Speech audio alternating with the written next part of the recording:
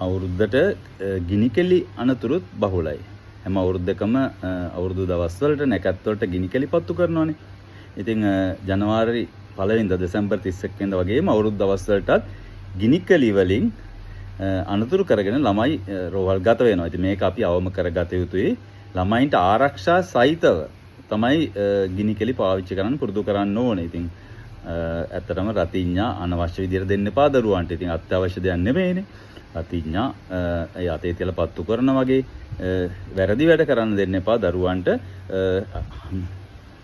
අහස් ගුඬු නිලා ඒ වගේ දේවල් ඒ දරුවෝ පත්තු කරනවා. ඉතින් හැබැයි ඒගොල්ලන්ට ආරක්ෂා සහිතව පත්තු කරන්න පුරුදු කරනවා නම් හොඳයි. ඉතින් ඒක අත්‍යවශ්‍ය දෙයක් නන් නෙමෙයි. මොකද ගිනි කෙලි වලින් ඒ දරුවෝ හානි කරගෙන ජීවිතේ පුරාම දුක් විඳිනවා. සමහර දරුවන්ට ඇස් වලට හානි වෙනවා, ඇස් පේන්නේ නැති වෙලා යනවා, ඇඟිලි කැඩෙනවා.